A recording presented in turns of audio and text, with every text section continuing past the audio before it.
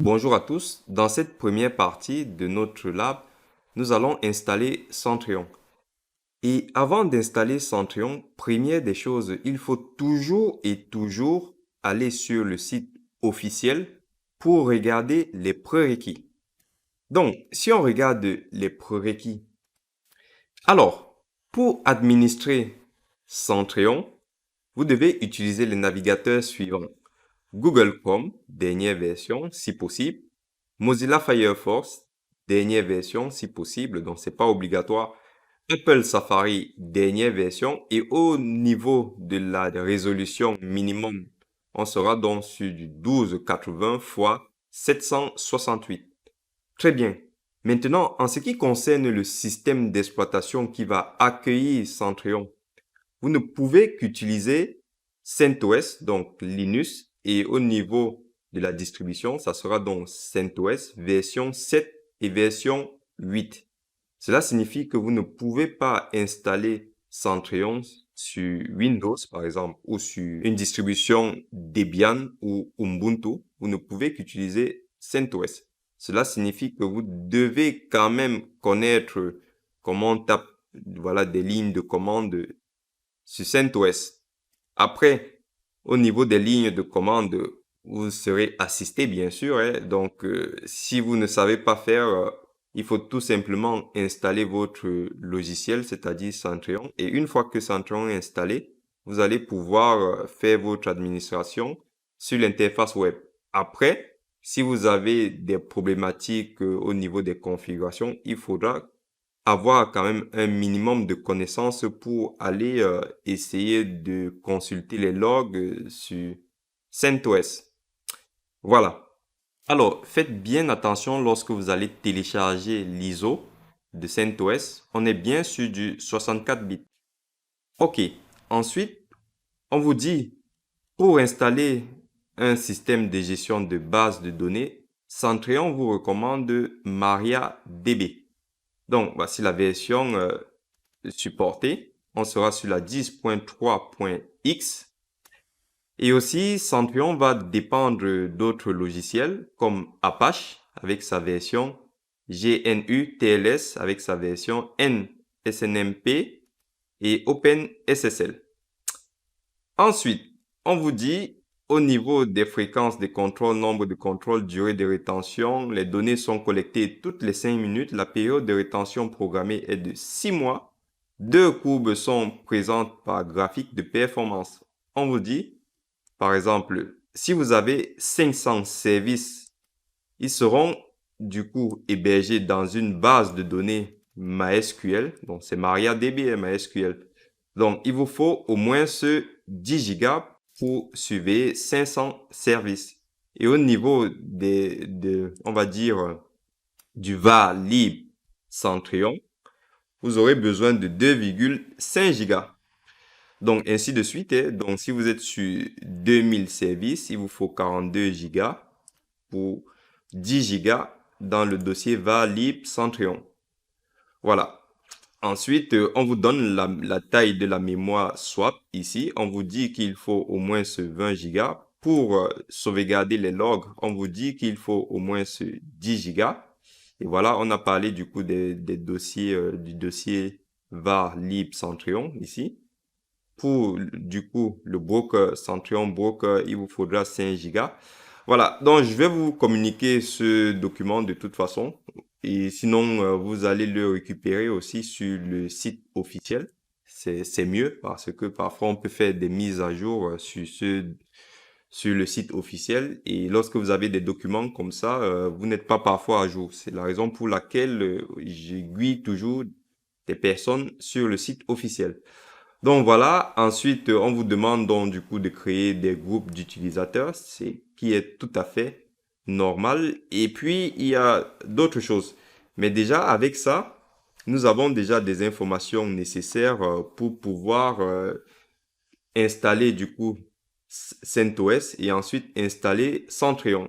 Si vous voulez le mettre en production, hein, bien sûr.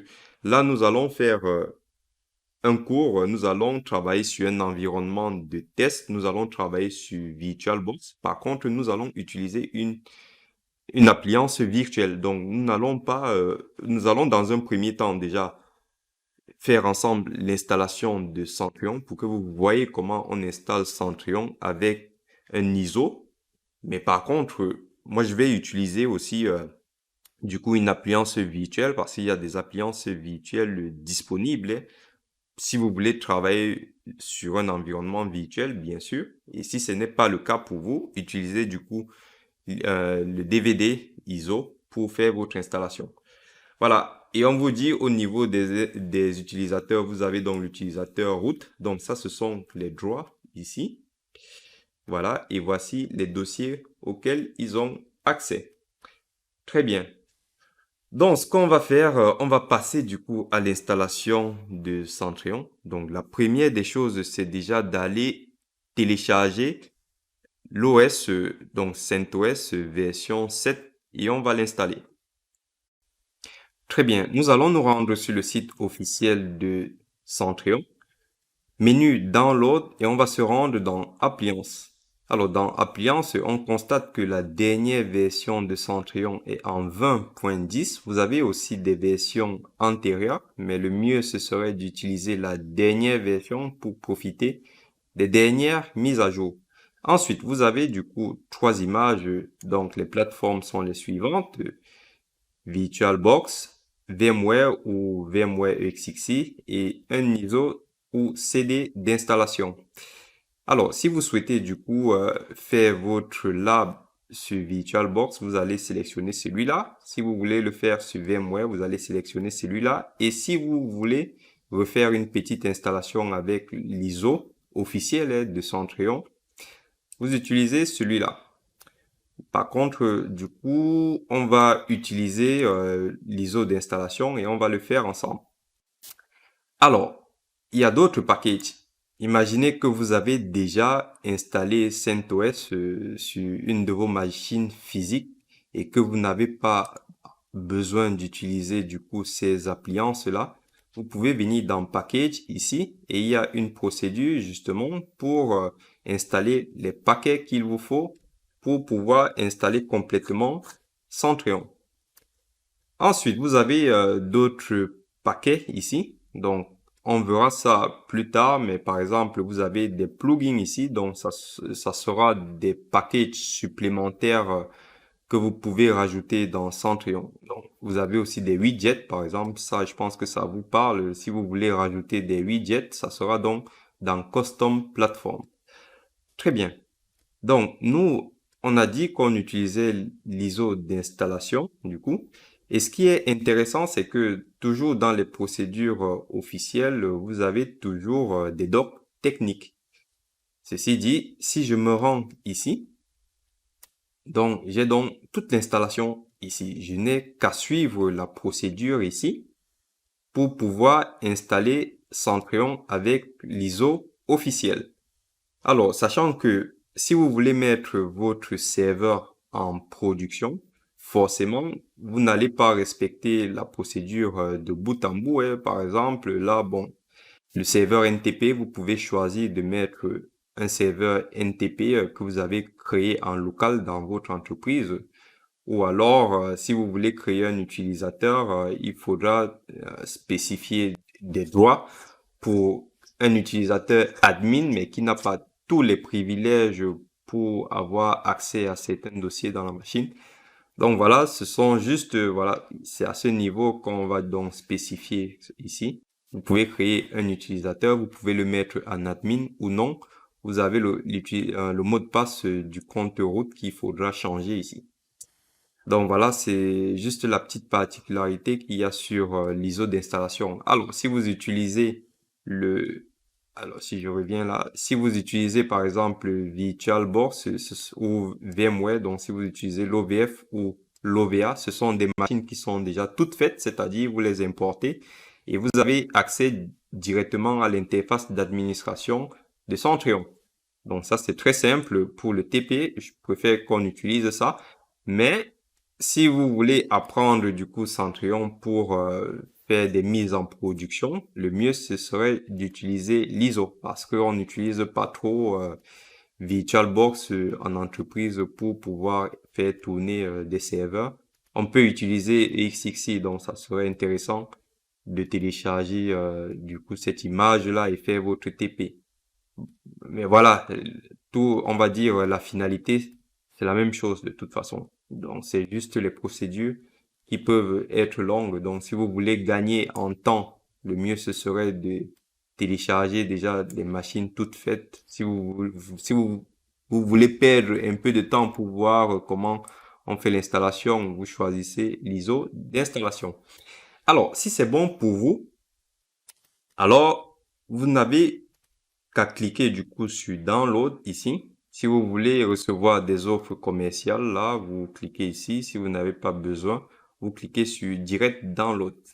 Vous voyez, il ne pèse que 1,2 giga.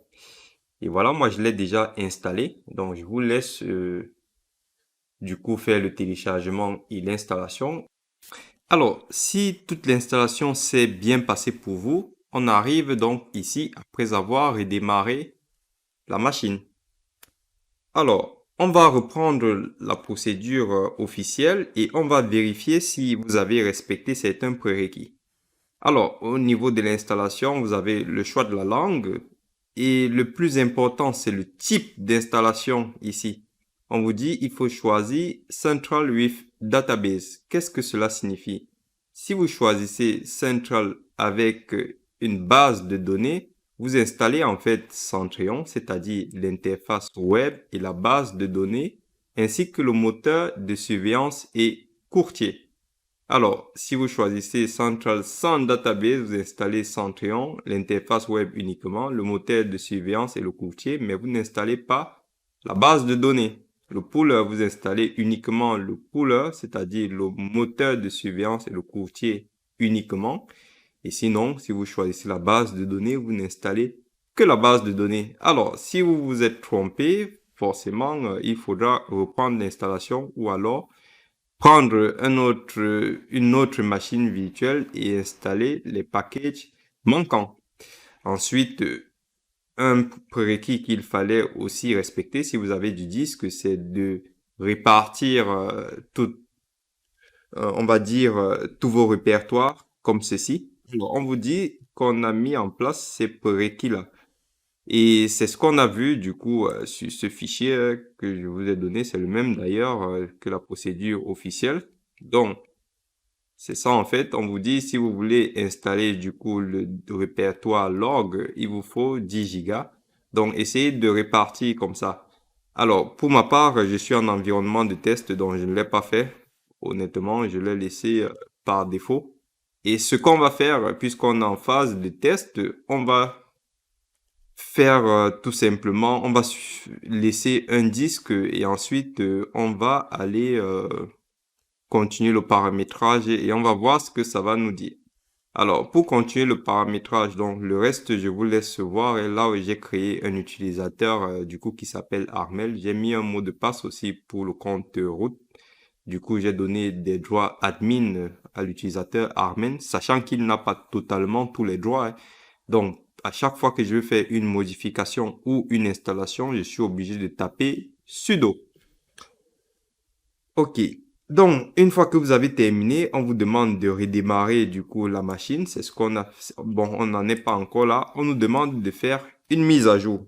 Donc, je vais faire un copier ici. Par contre, vous voyez, je suis sur l'interface de VirtualBox. Ce n'est pas terrible. Donc là, je vais déjà me connecter en Armel et je vais mettre le mot de passe. Et là, je vais regarder les adresses IP. Donc ici, j'ai une adresse IP qui est en 10.0.2.15. Par contre, j'ai besoin d'une adresse sur la ENP0S8. Donc je vais faire un if hop. Alors, elle est déjà en hop. Donc ce que je vais faire un v. Alors, je vais faire déjà un sudo etc. Comme ça. Pour aller modifier le fichier de configuration. Donc etc.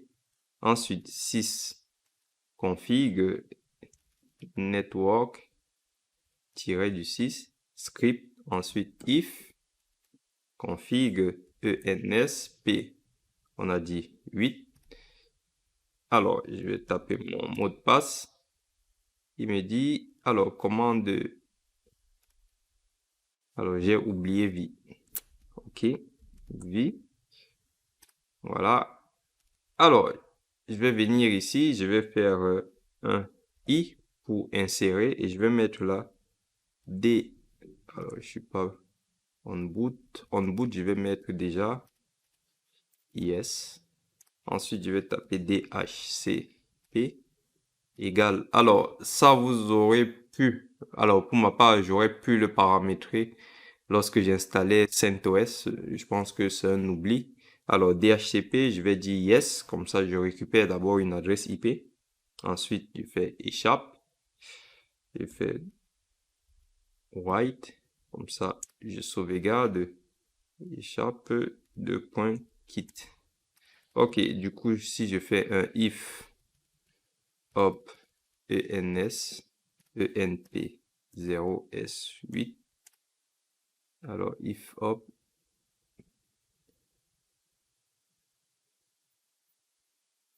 ok, donc je vais faire un sudo.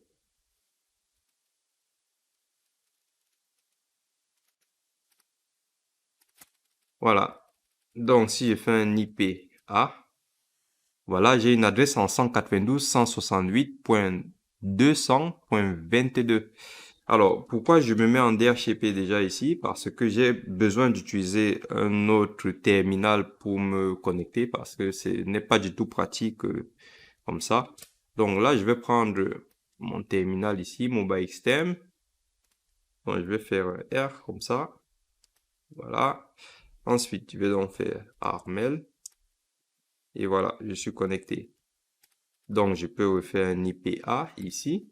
Et là, vous voyez, je peux faire mes sélections, je peux faire mes copier-coller facilement. Et du coup, si je reprends la procédure officielle, là, on me dit, tu fais un yum update. Donc, je fais mon yum update.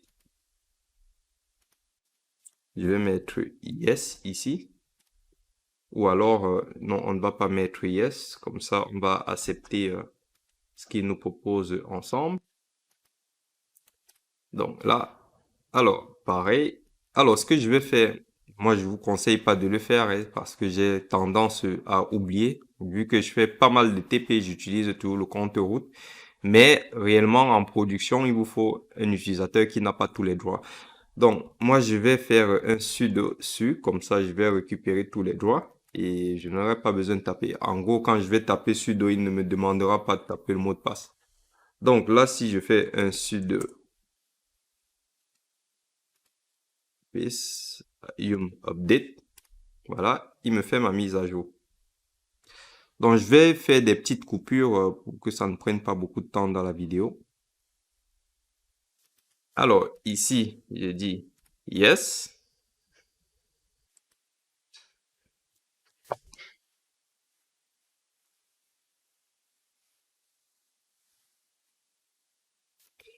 Très bien, les mises à jour sont terminées, j'ai redémarré la machine. Alors, si je retourne sur la procédure officielle, il me dit démarrer des services, on va dire démarrage des services lors du démarrage du système. En fait, on va enable tous ces services-là. Donc, vous pouvez copier ici, hein, ils vous ont mis tout à disposition. Donc, vous faites copier. Et ici, on vient, on fait notre clic droit, on fait un paste. Et voilà, tous les services sont démarrés. Donc, nous avons terminé l'installation. Maintenant, pour finaliser l'installation, il nous dit, connectez-vous donc en HTTP, l'IP de votre serveur et vous faites un /Centrion. Alors, ce que je ne vous ai pas dit, lorsque vous êtes sur un serveur, nous avons ici, si je fais un IPA, là, j'ai du coup mon adresse IP publique qui me permet d'aller sur Internet. Par contre, ici, j'ai fait un bridge de ma carte réseau Wi-Fi. Donc, avec on va dire avec cette interface-là et avec cette adresse IP, je peux aussi aller sur Internet. Donc, ce qu'on va faire, on va mettre une adresse IP statique ici et on ne va pas mettre une gateway pour aller sur Internet avec ce réseau-là. Donc, pour cela, je vais déjà télécharger Nano. Donc, yum ou alors mm, sudo yum install. On va faire comme ça. Nano-y. Parce que moi, je suis plus à l'aise avec Nano qu'avec Vi. Voilà. Et là, je vais du coup faire un Nano etc 6 config comme ça. Et là, network-script.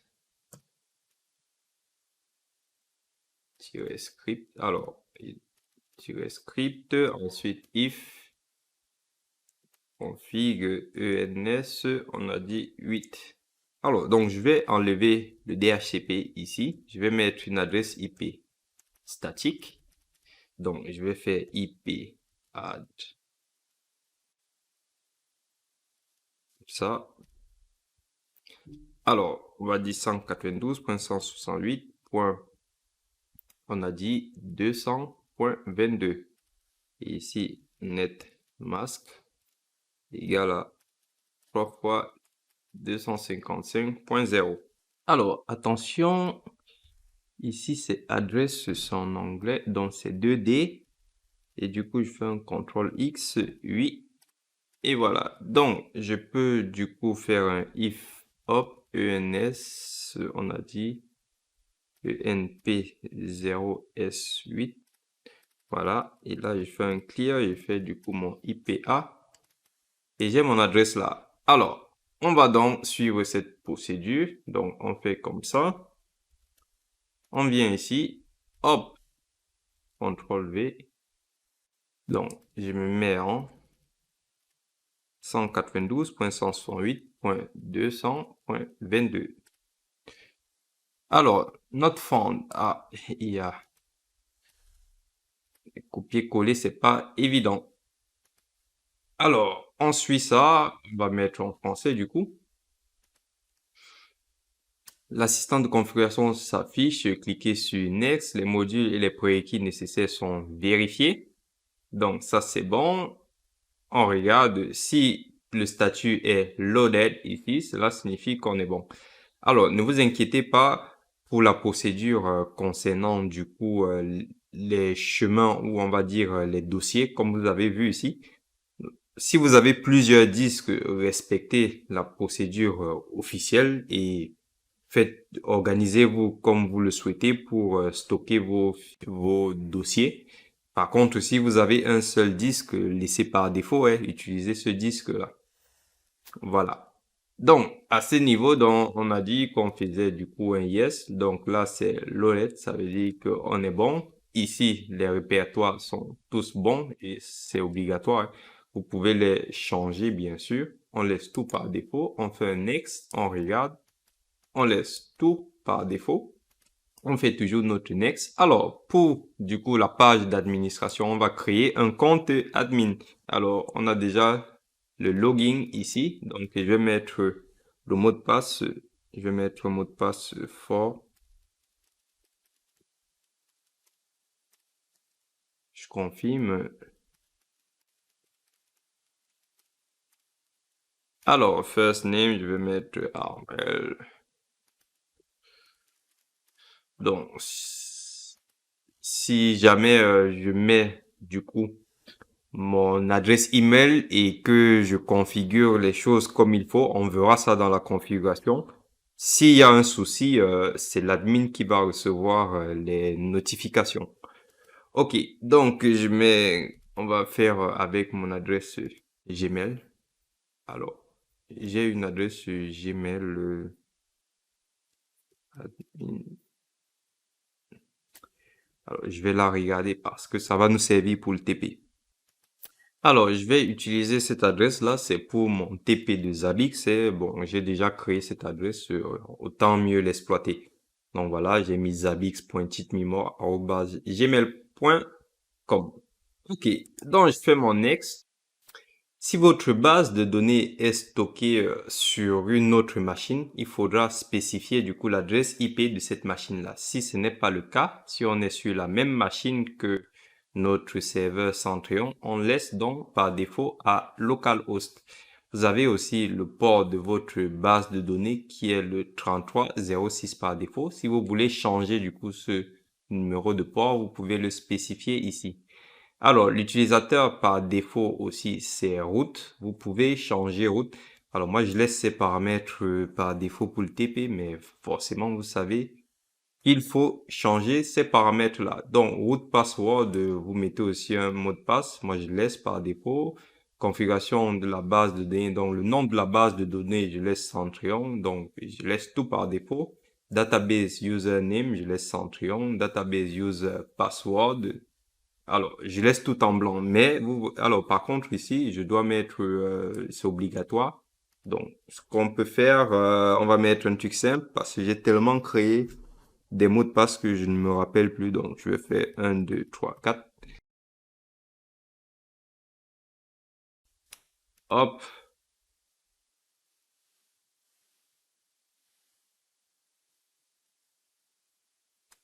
Voilà. Donc, ça aussi, je peux stocker ça pour ne pas oublier. Je fais donc un yes. Et voilà, il vérifie tout avec moi. Il me dit si c'est tout bon, je te laisse installer. Donc, vous repartez sur la procédure officielle. Hein, vous regardez là. Comme ça. Voilà. Hop. Vous regardez tout. Rien de compliqué. Donc, vous faites install et on laisse tourner le bébé. Donc voilà, on fait un suivant. On clique sur finish et là, on peut se connecter tranquillement. Donc, on avait dit admin.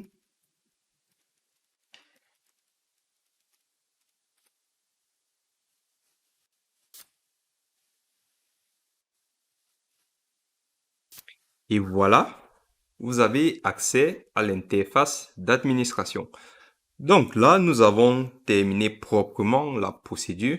J'ai pris le temps de vous montrer du coup cette procédure, qu'on la fasse ensemble pour voir qu'il faut quand même prendre du recul, même si on suit une procédure. C'est vrai que moi, en suivant la procédure et en vous réexpliquant, ça me distrait un peu. Donc c'est vrai que parfois je tape des lignes de commande, je ne regarde pas le clavier, donc je me trompe. Mais je pense que voilà, ça a pris beaucoup de temps aussi parce qu'il faut vous expliquer, il faut avoir de l'attention, il faut vraiment être concentré aussi pour ne pas se tromper au niveau des explications. Donc voilà, c'est tous ces paramètres-là. Mais normalement, si vous respectez la procédure, si vous avez déjà établi tous vos prérequis, c'est-à-dire vous savez comment vous allez installer votre machine, vous avez tout lu les prérequis et vous avez déjà conçu dans votre tête ou même sur un papier comment vous voulez concevoir votre serveur. Normalement, cette procédure vous prend maximum 10 minutes à réaliser. Voilà, donc merci d'avoir suivi du coup cette première partie qui a été consacrée à l'installation de Centrion et surtout aussi à la grosse partie prérequis qu'il faut aussi veiller à bien respecter. Et je vous dis donc à tout de suite pour la suite de la formation.